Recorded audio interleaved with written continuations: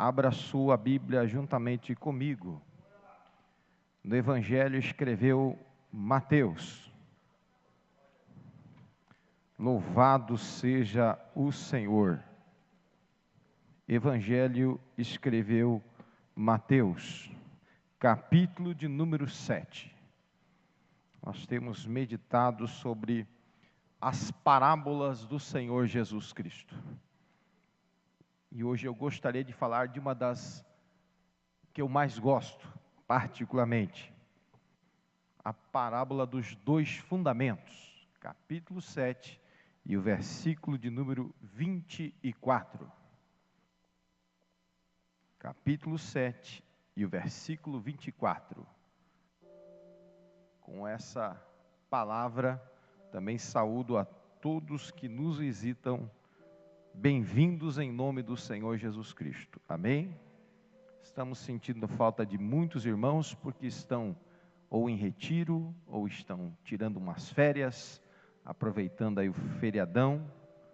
Mas que bom, olhe para a pessoa linda, cheirosa, perfumada, porque crente quando vem na igreja domingo, vem cheiroso e perfumado. E diz para ele, que bom que você está aqui comigo. Glória a Deus. Se quiser atravessar a Macedônia, pode olhar para o irmão que está do outro lado do corredor e dizer, que bom que você está aqui, meu irmão.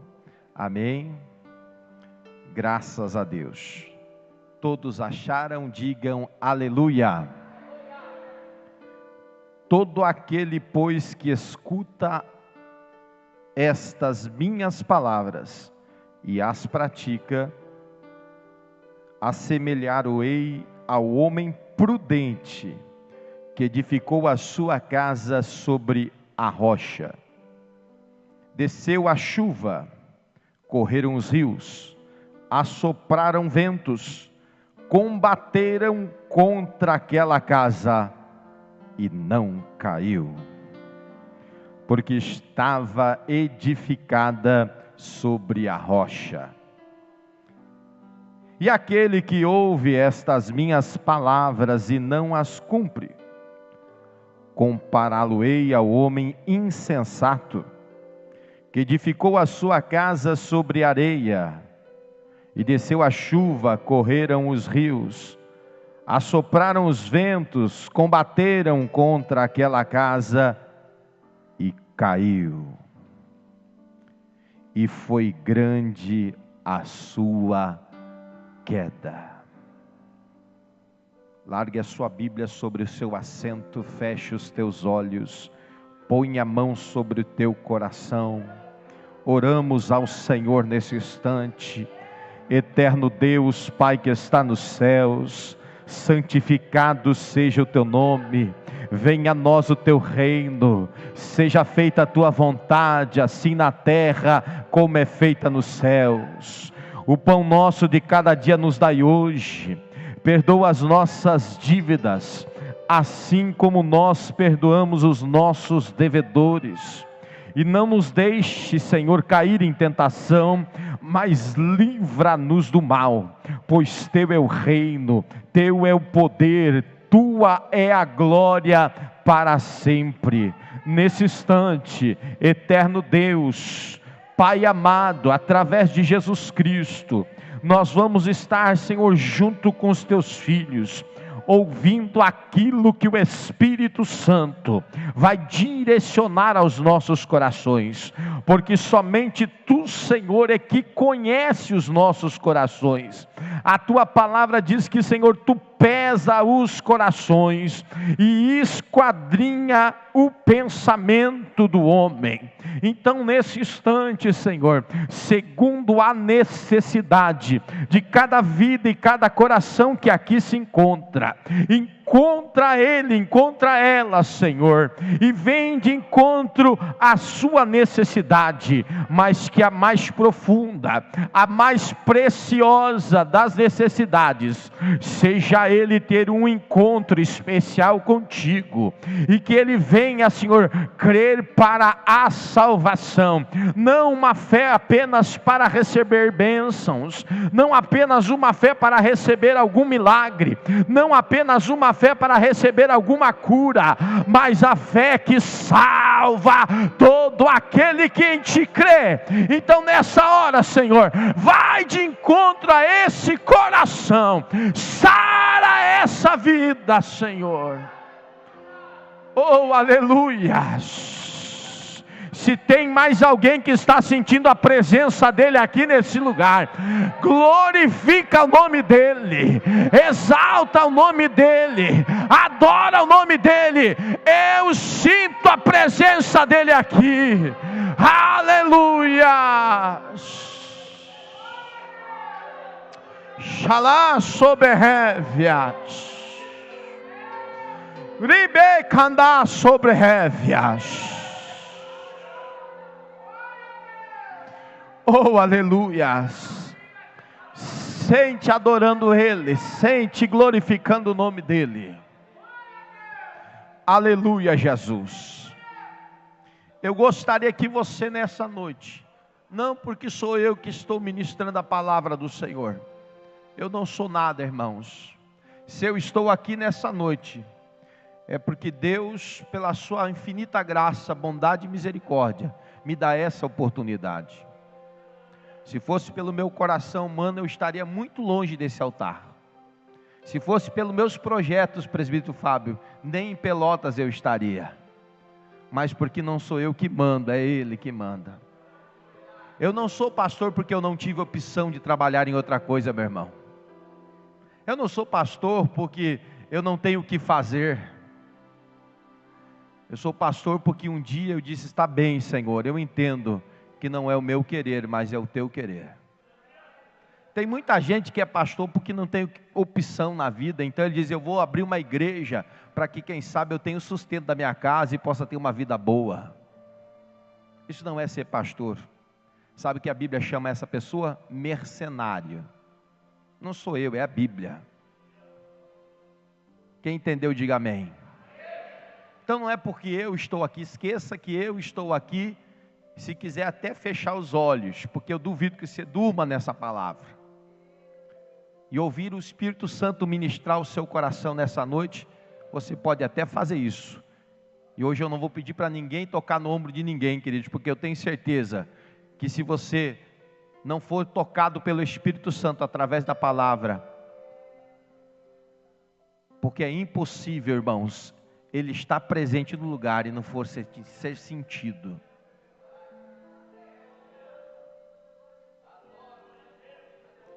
Jesus está em mais um dos seus ensinamentos. Você sabe que era uma das coisas mais difíceis talvez para Jesus. Como assim, pastor? Ele não era o Filho de Deus? Ele não tinha o domínio de todas as coisas? Claro, queridos. Mas agora aqui, quem está aqui não é Jesus o Deus, é Jesus o homem. E quando nós percebemos que Jesus despoja-se da sua glória, Ele deixa a sua glória, Ele sai da eternidade para virar um homem finito igual a mim e você. Ele sai da eternidade, como o Evangelho de João o apresenta. E no princípio era o Verbo, e o Verbo estava com Deus, e o Verbo era Deus. Ele sai da eternidade, encarna, nasce, e é homem finito com as mesmas paixões que eu e você. Só que a Bíblia diz um detalhe: em nada ele pecou. E eu tenho certeza que a Bíblia, nas suas histórias, nos traz esse entendimento, que quando Jesus estava fazendo a sua obra missionária, e o seu treinamento de 12 homens, para que pudesse impactar a história da humanidade, é tão verdade, que se você está aqui nessa noite, foi porque Deus usou 12 homens, que não eram nada, e transformou ele em homens capazes de mudar a história da humanidade. Dá uma olhada para essa pessoa que está ao seu lado, por favor. Talvez ela seja um anônimo para os altares das igrejas, mas quem sabe está sentado aí do seu lado alguém que pode mudar a história de Pelotas. Quem sabe está sentado aí do seu lado alguém que pode mudar a história do nosso estado. Quem sabe está sentado aí do seu lado alguém que pode mudar a história dessa nação. Só que o grande problema é que a gente olha com esses olhos humanos e diz assim: ele? Ela? Você sabe que vai sair agora, até que um dia vai ter alguma coisa que preste no Netflix, viu, irmãos? Vai contar a história da jornada de Billy Graham. Billy Graham era um filho de um fazendeiro. Eu aconselho você não esperar o Netflix. Arrume nem que seja emprestado, é uma biografia de apenas umas 700, 800 páginas. 800 páginas não conta a história desse homem. Ele é filho de um fazendeiro no interior dos Estados Unidos. Não sabia jogar nem futebol americano, quanto mais ajudar. O seu irmão ficava revoltado com ele, pastor Nelson, porque ele não servia muito nem para ajudar na fazenda do pai. Mas quando Jesus tocou o coração daquele jovem, um jovem que nunca os Estados Unidos tinha ouvido falar dele, hoje o mundo inteiro sabe o nome dele. Por quê? Porque ele foi um jovem que acendeu no seu coração a chama da chamada para ganhar e evangelizar almas. Em toda a sua trajetória, estima-se que ele evangelizou, e dentre esses pode ter ganhado muitas dessas almas para Jesus. 8 milhões de almas. Um jovem anônimo, igualzinho a pessoa que está sentada do seu lado.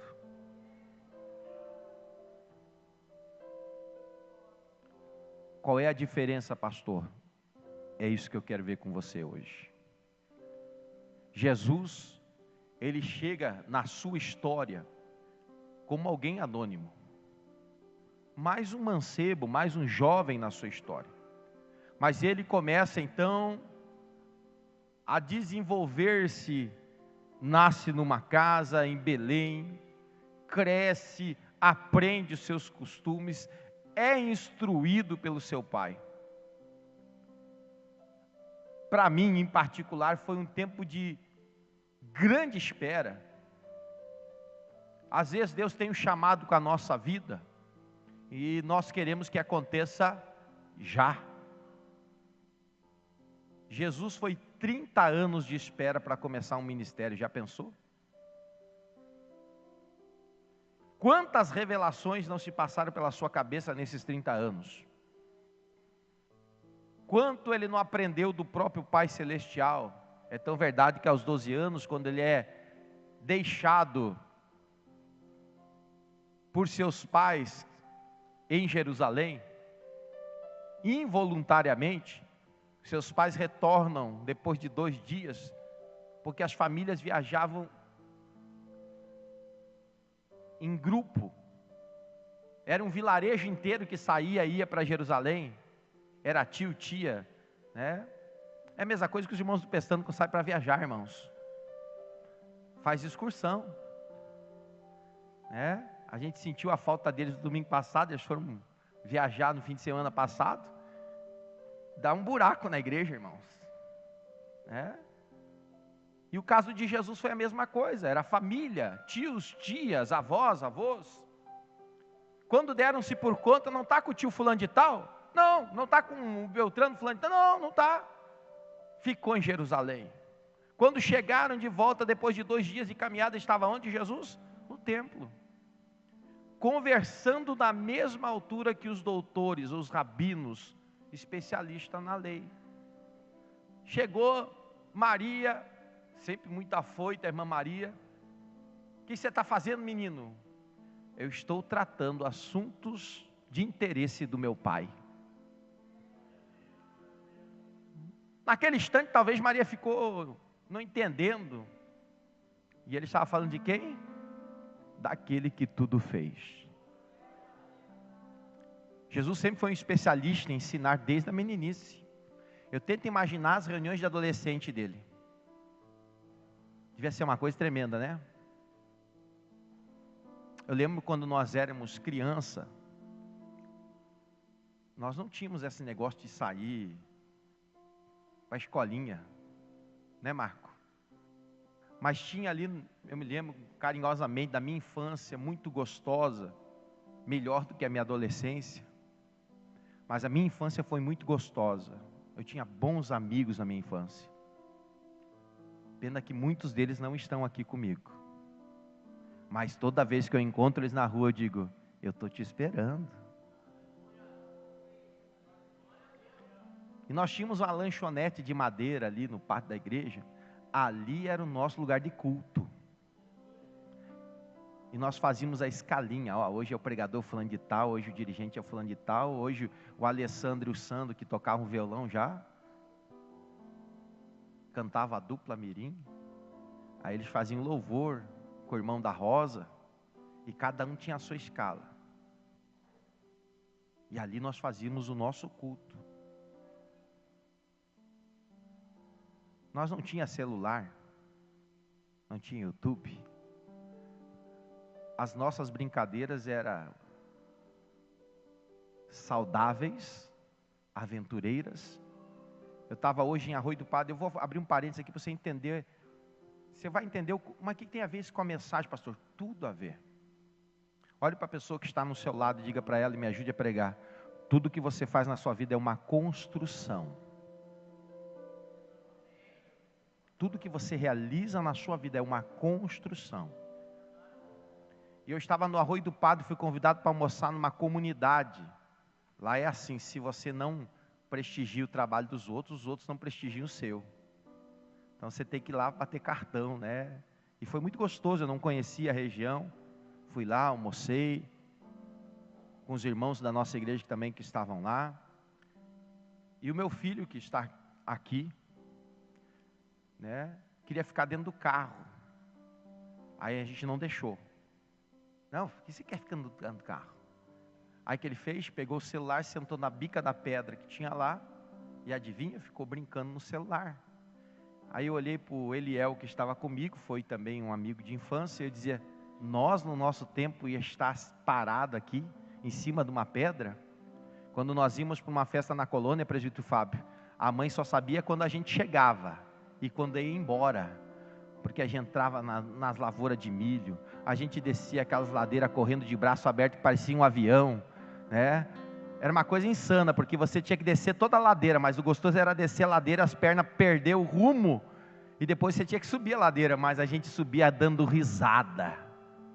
A gente se enfiava debaixo do porão da igreja lá no Arroio do Padre, para não sei achar o quê, saía todo lenhado, entrava nos meios do mato, se escondendo, pulando, subindo em cima de pedra. E eu louvo a Deus, a minha infância foi maravilhosa, com todos os problemas que se tem. Quem entende isso, diga amém. Eu tenho certeza que Jesus teve uma infância maravilhosa. Só que quando ele inicia o seu ministério, ele inicia com dois propósitos. Primeiro, revelar o reino de Deus. E ele diz: é chegado a vós o reino dos céus. As pessoas não entendiam quando Jesus falava. Talvez se Jesus falasse assim, ó: vocês não entenderam o que eu estou falando. Eu cheguei. E eu sou o reino dos céus para você. E quando Jesus começava a falar dessas coisas, sabe o que acontecia, irmão? As pessoas iam embora. E sempre ficava ali o Pedro, Tiago e João.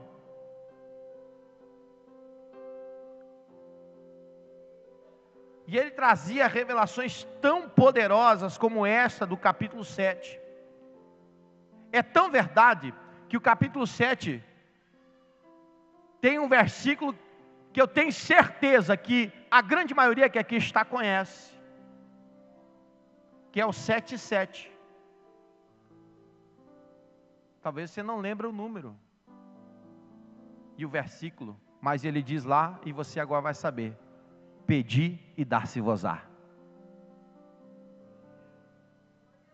Buscai e encontrareis. Batei e abri-se-vos-á. Porque todo aquele que pede, recebe. Todo aquele que bate, se abre. E todo aquele que busca, encontra. O que você está pedindo aqui nessa noite? O que é que você está buscando aqui nessa noite? Em que porta você está batendo aqui nesta noite?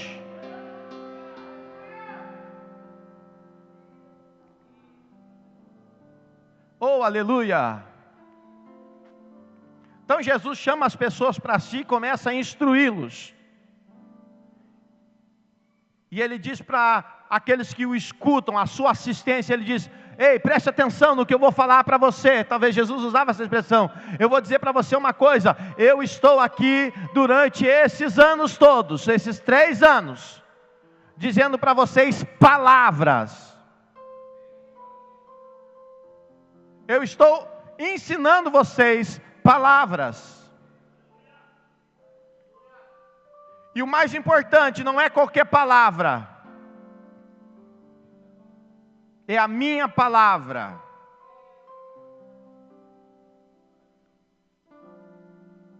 Jesus é a revelação de Deus ao homem.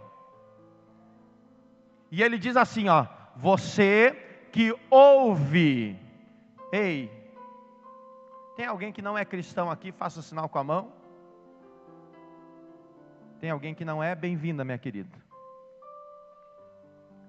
Tem mais alguém que nos visita, que não é cristão? Louvado seja o Senhor. Bem-vinda, querida.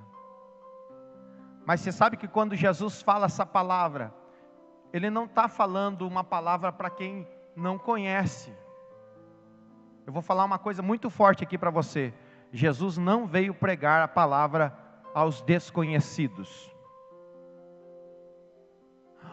Como assim, pastor? Não.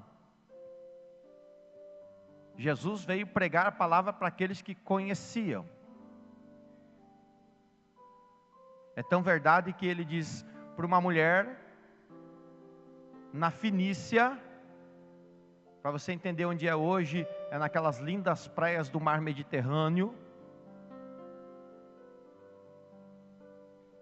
aonde Jesus é interpelado, ele é questionado, ele é buscado por uma mulher que grita atrás dele, e ele não dá uma palavra para aquela mulher, e ela diz: eu estou com a minha filha terrivelmente perturbada, endemoniada na minha casa. Jesus, filho de Davi, tem misericórdia de mim. Jesus não fala nada para ela. E ainda quando ele fala, ele diz assim, ó: não é bom pegar do pão dos filhos e deitá-lo aos cachorros. Jesus ainda chama a mulher de cachorro.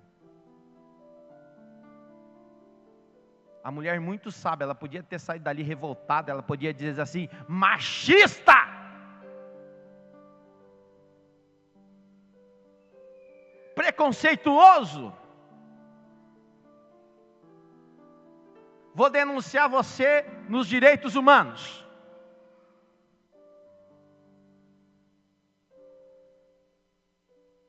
Ele podia ou não podia?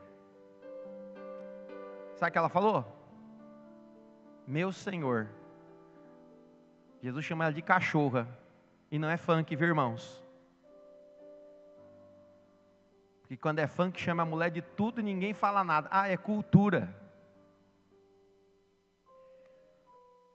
O funk chama a mulher de objeto. E os caras dizem: é cultura. Só se for do inferno, viu, irmão?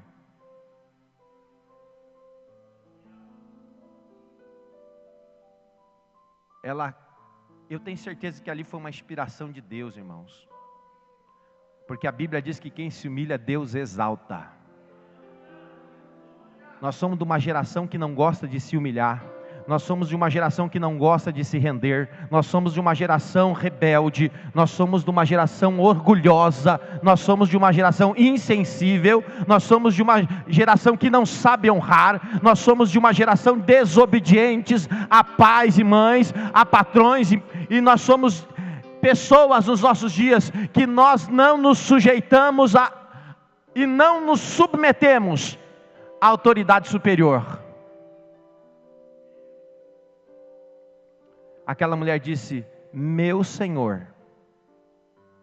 até os cachorros comem das migalhas que os seus senhores, eu gosto muito dessa tradução, João de Almeida, atualizada agora, ela traz uma linguagem assim, até os cachorros comem daquilo que os seus senhores, das migalhas que os seus senhores os dão. Sabe o que ela estava dizendo para Jesus? A mesma coisa que o filho pródigo, só porque ele era homem, a gente não interpreta como jocoso ou como pejorativo, porque era homem. Então a gente quando fala quando é mulher, a gente tenta levar para o lado jocoso, pejorativo. É a mesma situação. Ela diz, o quê? O que ela está dizendo? Que até uma migalha vindo da tua presença vai resolver a situação da minha vida. O filho pródigo diz semelhantemente, de uma forma comparativa, ele diz, ser um diarista na sua casa, na casa do meu pai, é melhor do que estar apacentando porcos longe da casa do meu pai. A situação é a mesma. Quem está entendendo aqui? Quando Jesus lança essa palavra de conhecimento, ele diz, ei, eu não estou falando aqui para pessoas que desconhecem, eu estou falando para pessoas que conhecem. Como assim, pastor? Sim, porque Jesus não pregava a gentios, Jesus só pregava aos filhos de Israel. Quando Jesus queria pregar aos gentios, ele fazia uma transformação de vida em alguém. Vou dar 2 exemplos.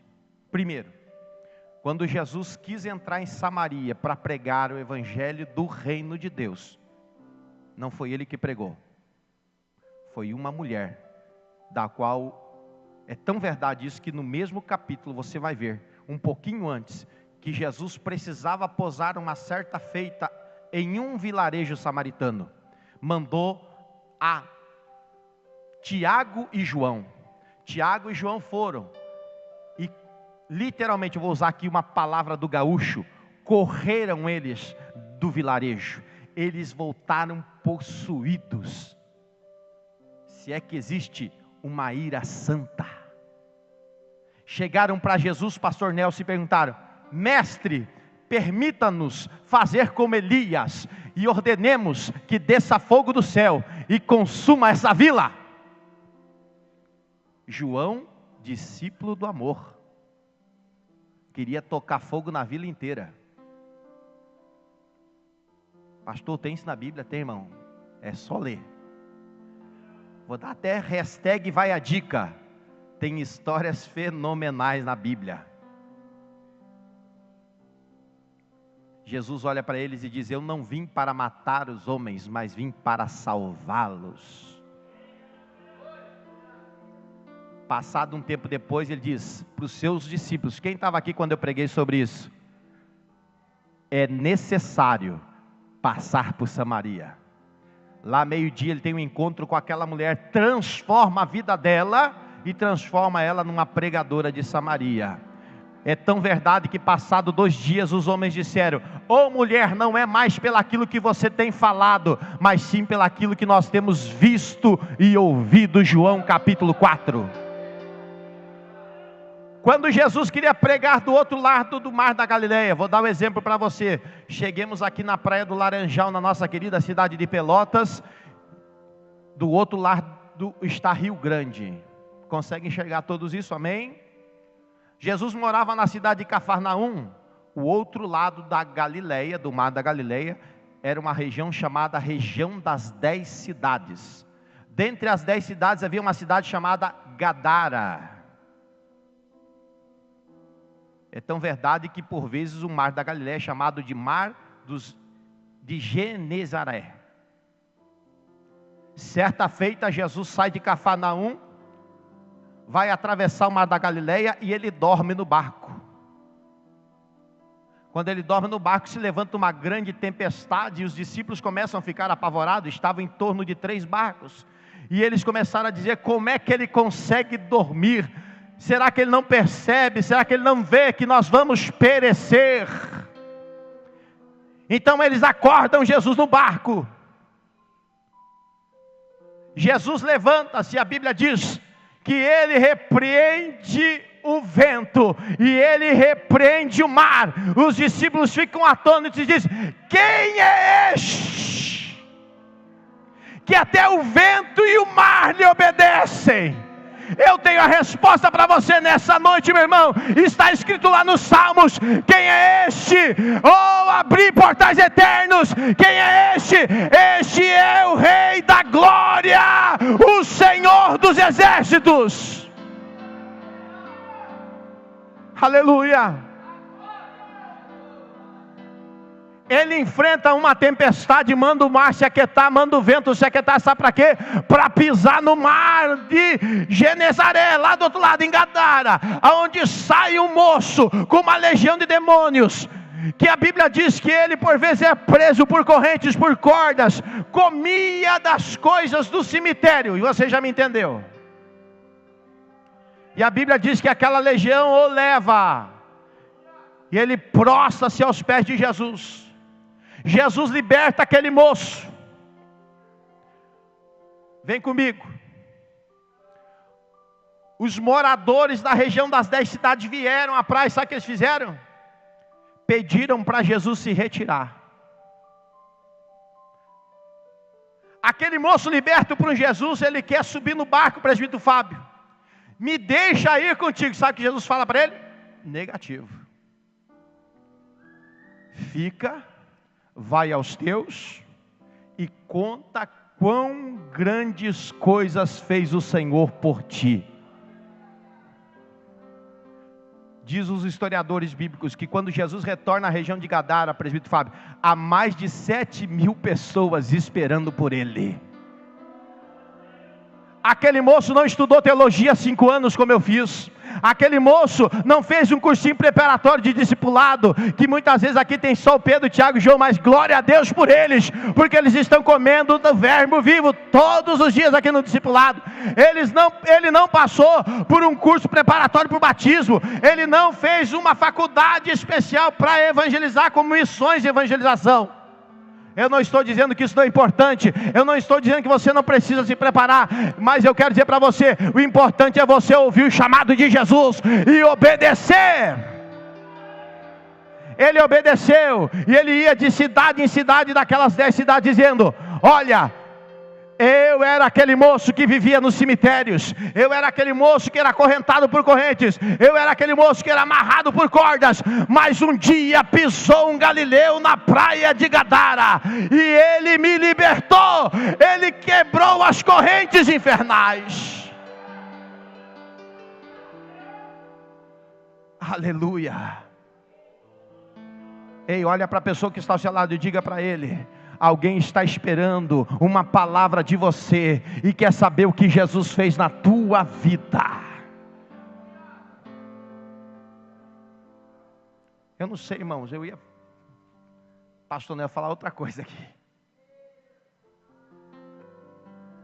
mas eu sinto que alguém aqui que Jesus quer mudar a vida dele. Alguém aqui nessa noite precisa de um encontro poderoso com Jesus.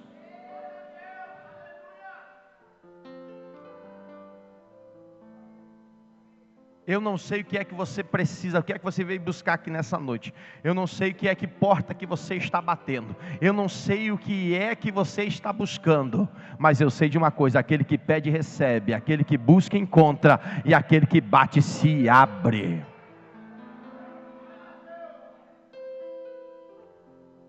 Quando Jesus fala sobre essa palavra poderosa, e preste atenção, ele não está falando, como eu estou dizendo, para ninguém que está fora.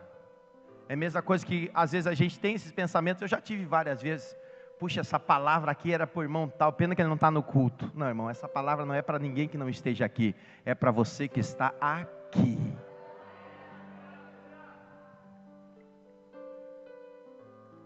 Jesus passa 3 anos pregando, e ele diz assim: aquele que ouve a minha palavra e pratica.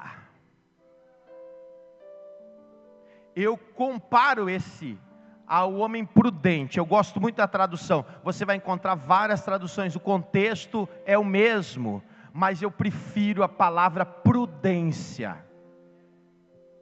Você sabe que para uma pessoa cometer um ato falho,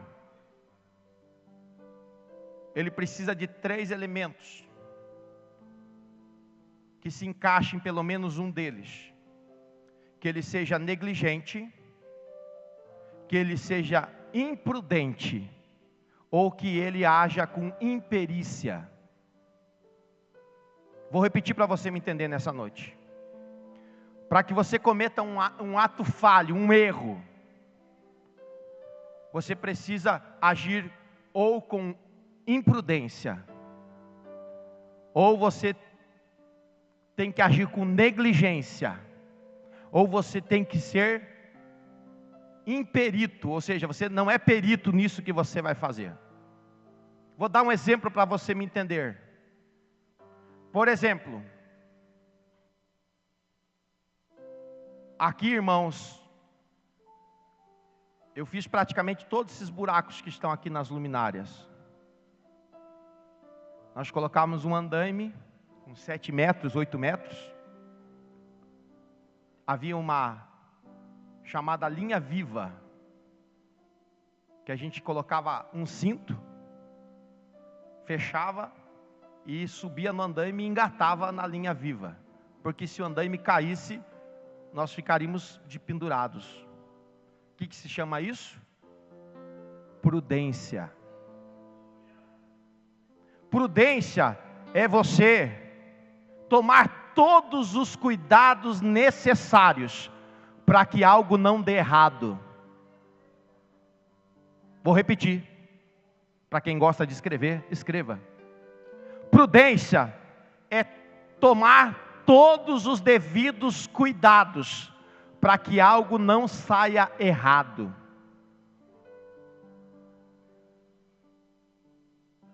O negligente, o que é, pastor? O negligente é aquele que olha uma situação. Por exemplo, eu estava aqui trabalhando a 7, 8 metros de altura.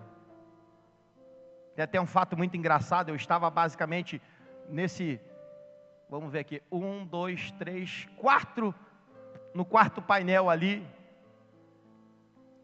E quando a gente é programado, e eu tinha visto como é que se fazia.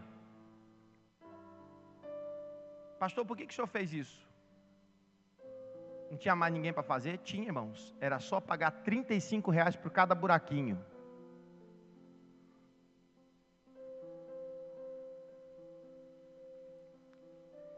Eu disse, fazer buraco até eu sei fazer. Faz um gabarito com 2 preguinhos. Você risca no gesso. Ó, estou ensinando aqui. Quando você quiser fazer um teto de gesso na sua casa, vai a dica. Hashtag vai a dica. Faz um gabaritinho com 2, né? Aí você pega a medida do diâmetro, bota um preguinho aqui, outro preguinho ali, você bota ali e risca. Pronto, você tem o gabarito do buraco. Aí depois, quando eu cheguei ali, eu fiz todos à mão, com uma serrinha. Enrolei com fita crepe, peguei aquela serrinha aí. Quando eu estava no quarto ali, chegou um irmão para mim. Olha como a gente é cego às vezes, e a gente precisa de alguém que olhe de fora.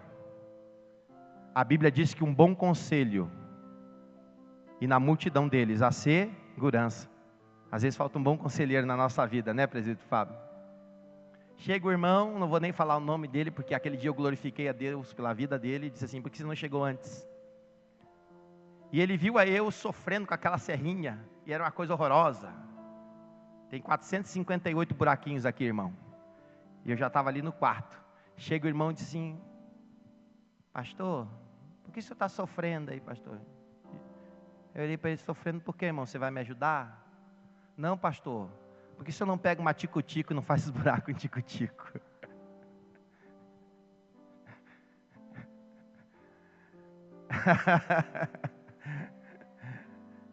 Porque na minha visão só tinha serrinha curtinha, né? E a tico-tico tem serra até grande, viu, irmão? Então você já não vai sofrer como eu sofri. Pastor, o que tem isso a ver? Tem a ver, irmãos, que nós devemos ouvir a palavra de Deus e praticá-la.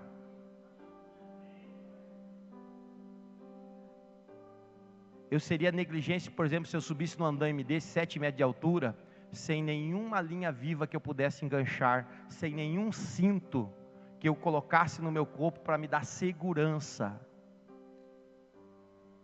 Isso se chama negligência. É tipo assim, não vai dar nada. Ou quem diz, não estou nem aí se der. Isso, negligente é o camarada, e hoje, graças a Deus, apesar do nosso Código Brasileiro de Trânsito dizer que o homicídio no trânsito ele é culposo, os promotores públicos estão denunciando por um negócio chamado dolo eventual. O que é, pastor? Quando alguém que é negligente, bebe, assume a direção de um carro, mata alguém no trânsito, ele está dizendo o quê? Eu vou dirigir, não estou nem aí se der alguma coisa. Ele está assumindo o risco de produzir o efeito.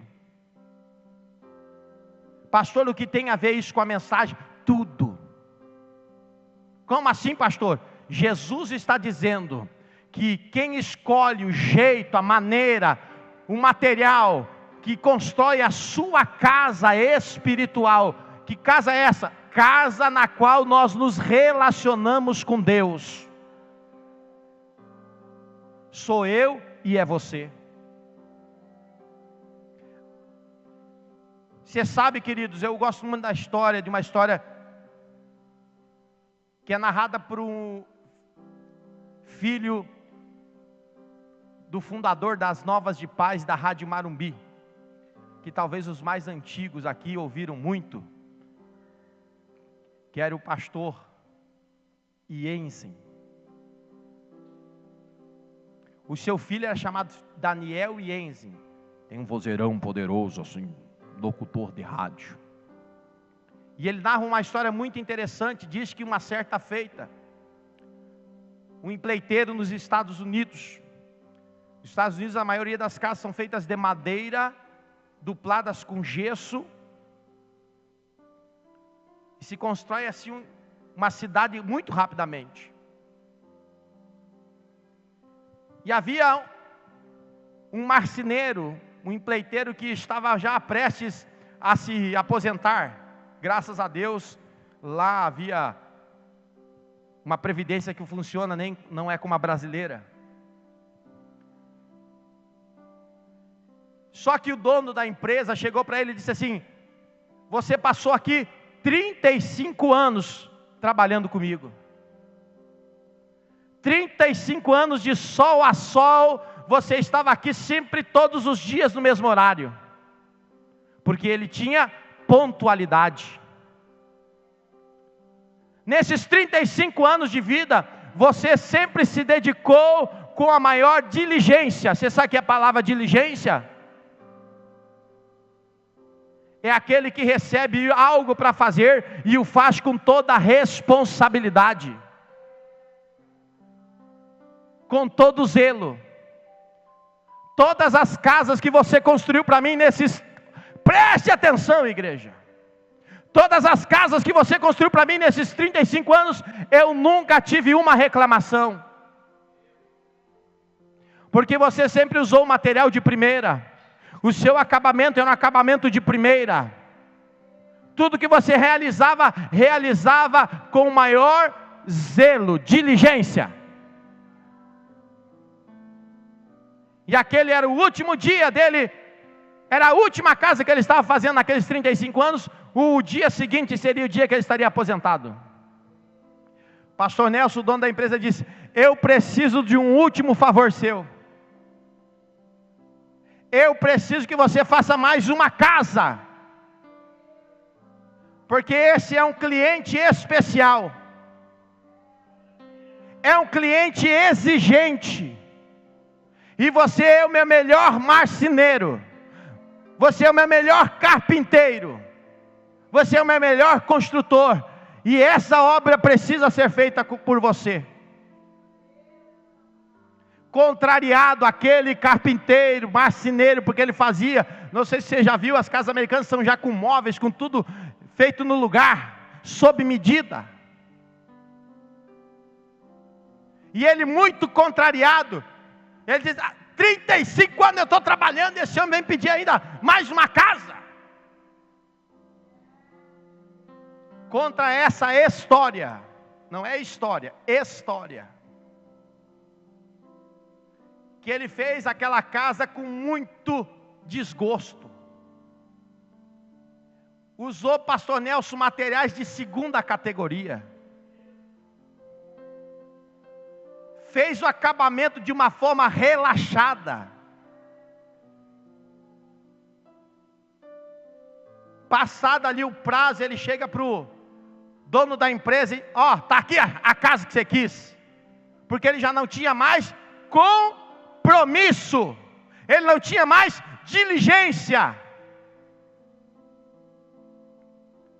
Aí o dono daquela empresa diz para ele o seguinte: parabéns, essa casa é sua.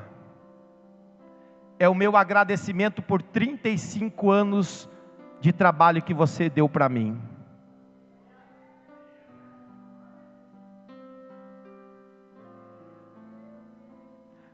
Ah, se eu soubesse que essa casa ia ser minha. Ah, se eu soubesse que essa casa seria a casa que eu passei a minha vida inteira querendo para minha família. Eu teria usado material de primeira, eu teria usado madeira de primeira, eu teria usado móveis de primeira, eu teria colocado a melhor luminária, eu teria colocado a melhor cama, eu teria colocado a melhor instalação elétrica, eu teria colocado o melhor sistema de calefação, eu teria usado materiais de primeira, eu teria me esforçado, eu teria feito tudo com zelo.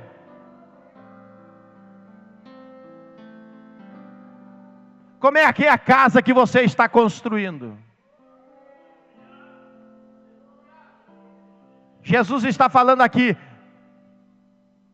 que eu comparo o homem que ouve as minhas palavras a um homem prudente, aquele que ouve e pratica. Porque ouvir qualquer um pode ouvir. E a Bíblia diz que veio rios, caíram chuvas, encheu os rios. Vieram agora como uma avalanche. E a Bíblia diz que com ímpeto, com força, bateram contra aquela casa. Mas ela não caiu.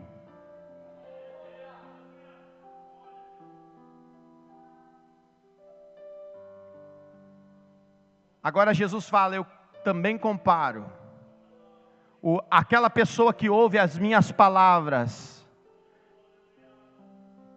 e não pratica.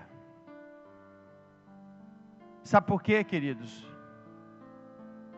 Porque a gente está vivendo uma geração que não está nem aí. Nós estamos vivendo uma geração que acha que não vai dar nada. Nós estamos vivendo numa geração que não vê problema em nada. Afinal, Deus é amor. Afinal, Deus é misericórdia. Afinal, Deus é bondoso. E usam até a Bíblia para isso. As misericórdias do Senhor se renovam a cada manhã. E continuam da mesma maneira. Como se nada. Entram, vou pegar pesado, viu? Você que está me visitando, vai se acostumando, faz parte da vida. Vou pegar pesado. A gente entra dentro da igreja, a gente quer viver o que o mundo vive dentro da igreja. A gente quer continuar em fornicação. A gente quer continuar em adultério. A gente já está querendo até beber. Afinal, a Bíblia diz que se eu tomar vinho, um cálice não faz mal, é para dor do estômago. Irmão, toma omeprazol que resolve. No tempo de Paulo não tinha. Se o omeprazol não está resolvendo, irmão, faz endoscopia.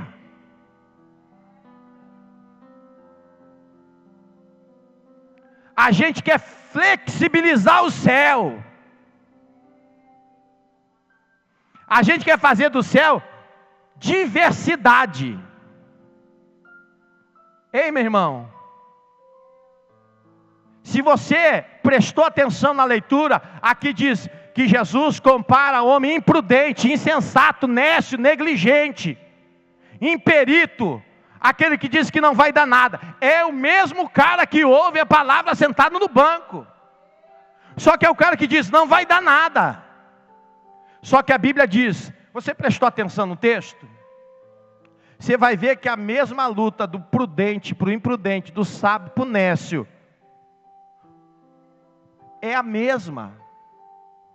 Você notou isso? Você vai ir para o texto, você vai ver, choveu, encheu o rio, houve uma enchente, uma avalanche, como Brumadinho,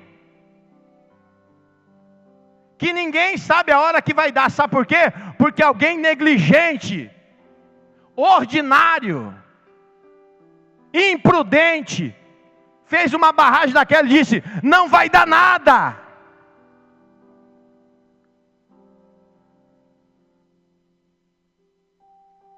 Tem gente, irmãos, dentro da igreja, eu não estou falando nem das outras igrejas, estou falando dessa aqui, que está que nem engenheiro da barragem de Brumadinho. Pastor Nelson, está acumulando entulho, lama, barro, e acha que não vai dar nada. Só que o dia que essa barragem romper, pastor, o senhor está usando uma tragédia? Estou, porque o que acontece na vida daquele que é insensato, a Bíblia diz aqui, que há uma grande queda. Sabe o que a Bíblia está dizendo no original? Irreparável.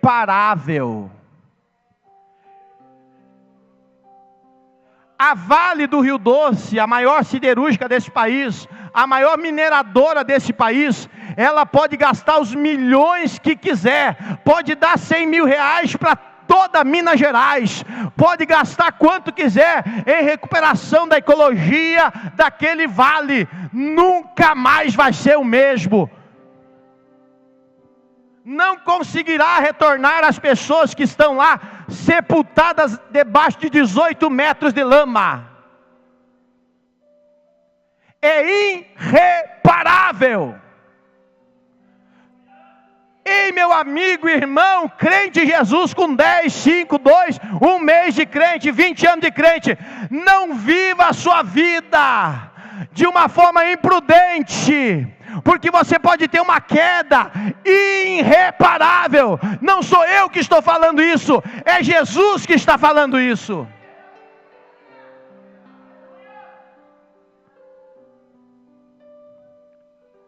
Algo que não tem como reparar.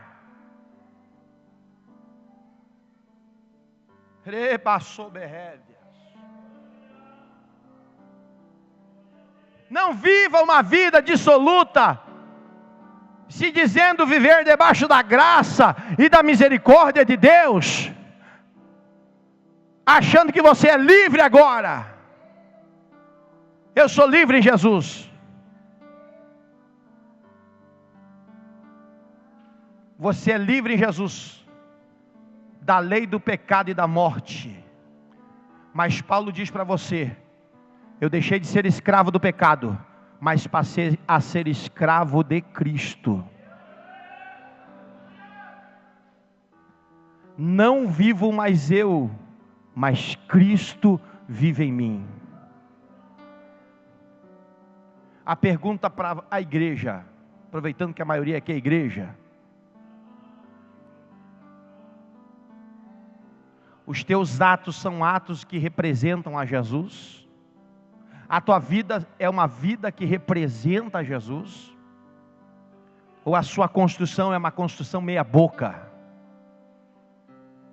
É uma construção feita sobre areia?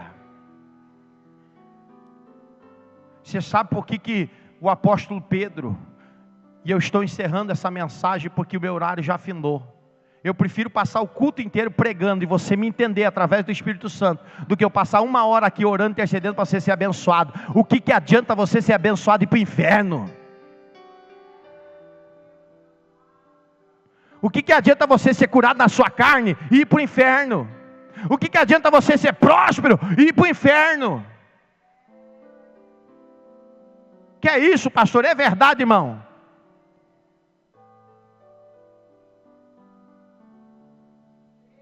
Oh, Jesus.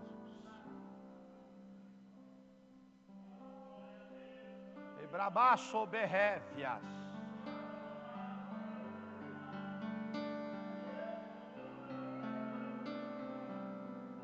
Eu não estou falando aqui, irmão, da roupa que você veste. Eu não estou falando aqui do acessório que você usa. Eu não estou falando dessas coisas, irmãos, que o olho vê. O problema não é aquilo que o olho vê, o problema é aquilo que o olho não vê.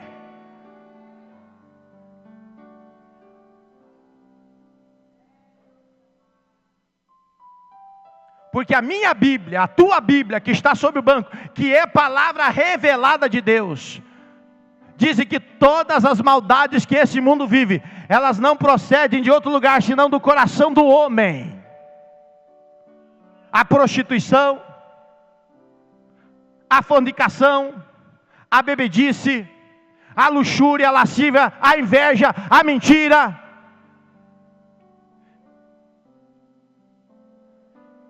Se existe uma galeria de pecados, está lá no livro de Gálatas, capítulo de número 5. Aquilo ali são pecados que os olhos não veem, mas está no coração do homem.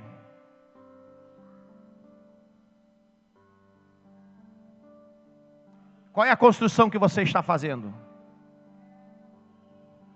Qual é a casa que você está edificando? E eu encerro usando a palavra de Pedro, relembrando algo que eu já citei em uma das minhas mensagens.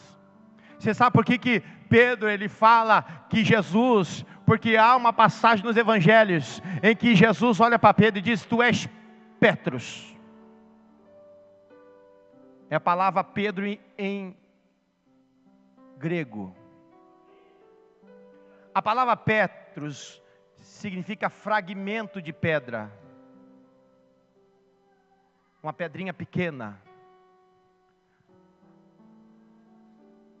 Mas Jesus continua a sua introdução com Pedro e diz: mas eu sou a Petra. A palavra Petra no grego significa rocha grande. Pode ser traduzido por rochedo. Ele diz: você é Pedro, fragmento de pedra, mas eu sou a pedra, eu sou o rochedo, a rocha inabalável, e é sobre ela que eu edificarei a minha igreja, e as portas do inferno não prevalecerão contra ela. Quando a igreja primitiva e a igreja já dos pais da fé quiseram imputar a Pedro como alicerce da igreja, Pedro sabe o que ele escreve? Ele diz: negativo. Ele é a rocha, ele é a pedra que os edificadores rejeitaram. Ele é a pedra angular, aonde ninguém é abalado. Quando eu fui ver o que é a pedra angular, Pedro, que vivia e entendia, porque estava dentro do contexto do Império Romano, ele estava falando do arco que estava sobre as portas romanas, a abóbada romana. Quem vai naquelas casas de colônia vê aquele arco feito de tijolos. Quem já viu uma casa assim? Que está sobre a porta aquele arco de tijolo. Você sabe que aquilo ali não precisa argamassa para segurar aqueles tijolos. Não precisa de cimento. A única coisa que precisa ali é aquilo que Pedro fala, a pedra angular. Estou falando que tem histórias lindas na Bíblia, você não está lendo a Bíblia? Ele diz, ele é a pedra de esquina, ele é a pedra angular. Sabe por que é a pedra angular? Porque eles colocam na forma todas aquelas pedras e colocam a última pedra ali encaixada. Pá! Pode tirar a forma, não cai.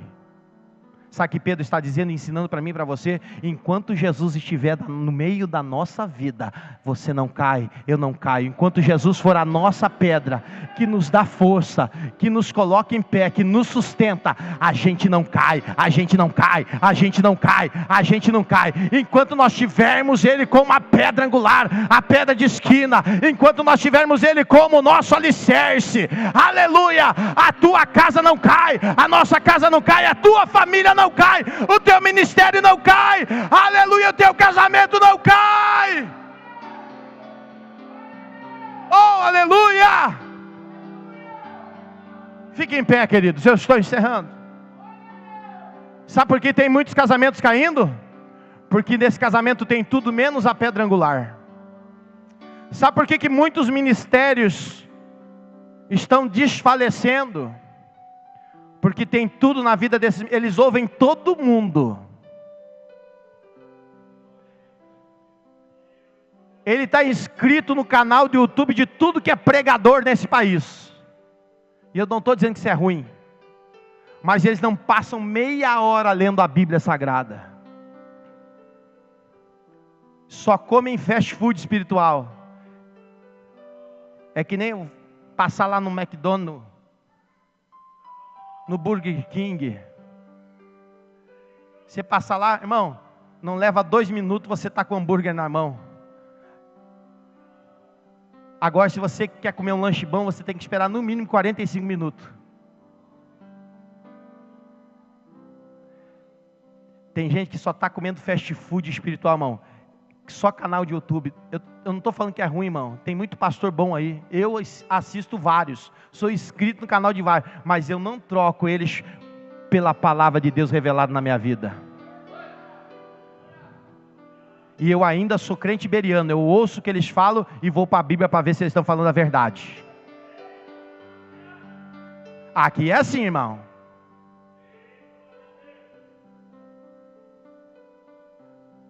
Quem está entendendo o que Jesus está falando? Sabe por que às vezes tem filhos problemáticos em casa? Porque os filhos têm tudo menos a pedra angular na sua vida.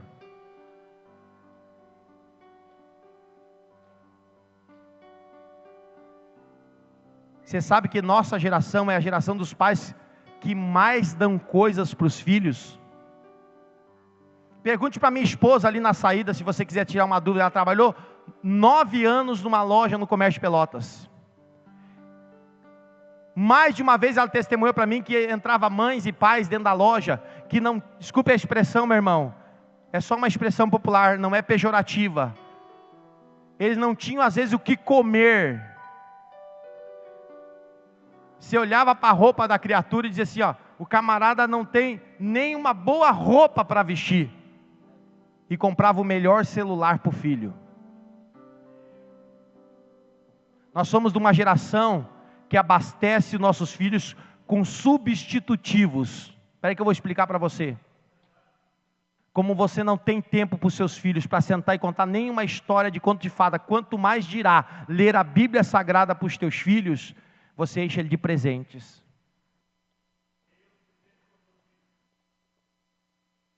Se não dá para dizer aleluia, irmão, diga misericórdia, pastor. Depois não adianta vir pedir oração para o pastor, irmão. Pastor não é mágico.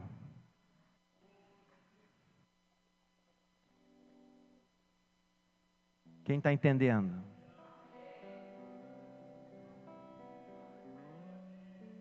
É.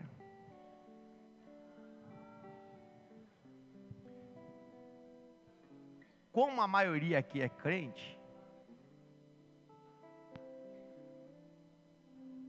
é sua convidada, irmã Arlete? É? Meu Jesus, vai sair do culto aqui, esse pastor é louco. É sua convidada, Evinha? Vai falar, esse pastor é louco. Eu não vou convidar ninguém para vir na frente, a não ser as convidadas se quiserem receber uma oração especial. Como assim, pastor? Eu falei para vocês que o Espírito Santo ia falar com vocês hoje, não é o pastor?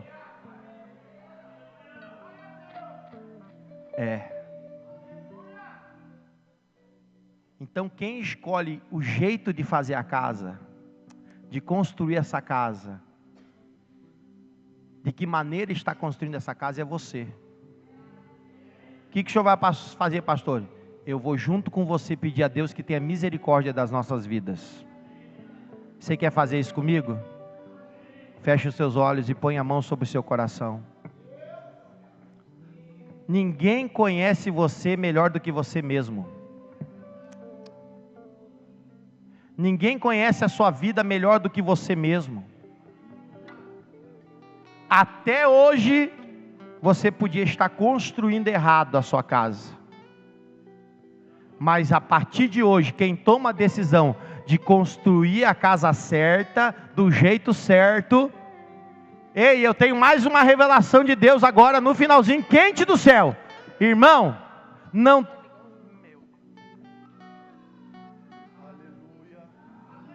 E é forte, igreja. Casa espiritual não dá para reformar. É forte, pastor Nelson. Casa espiritual não tem reforma. O único jeito é botando no chão e fazendo tudo novo. Casa espiritual não dá para tapar buraco. Não tem veda buraco, tapa buraco.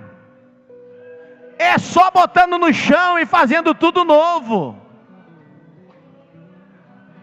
A pergunta é: quem está disposto a fazer tudo novo? Ei, Candácia. Aleluia.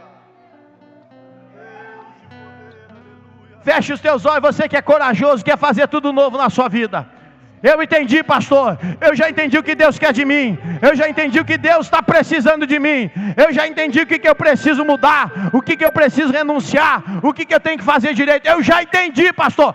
Hoje é o dia da decisão, eu já entendi, pastor. Vou tomar uma decisão, vou congregar, vou membrar, vou batizar, vou dar jeito na minha vida, vou cumprir o ministério que Deus está colocando, vou tomar jeito, vou entrar para o ministério de louvor, vou entrar para o diaconato, vou entrar para o ministério de homens, vou entrar para o ministério de mulheres, eu vou fazer aquilo que Deus está falando. Isso, irmão, faz mesmo. Xalabassoberrévias. Eterno Deus, Pai que está nos céus, essa palavra, Senhor, é uma palavra, Senhor, revelada da tua parte. Senhor, é uma palavra, Senhor, que tu tem falado ao coração da tua igreja que está presente hoje aqui.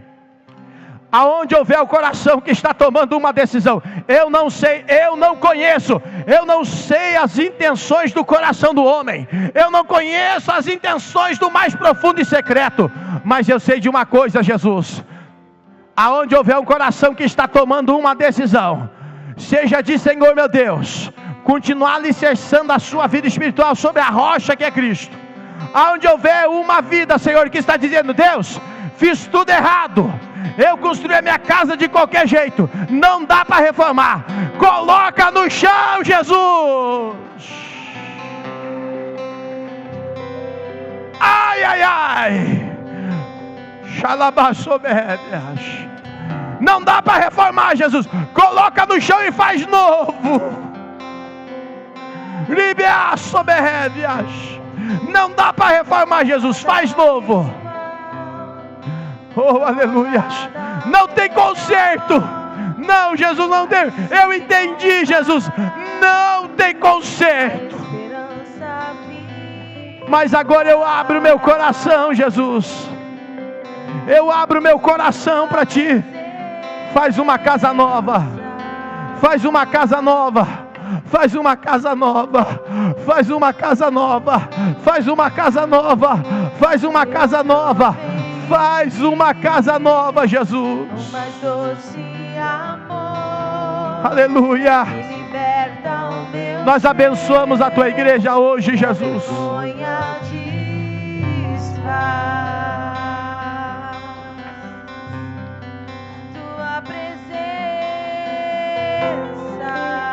Muito obrigado, Senhor, pela tua igreja.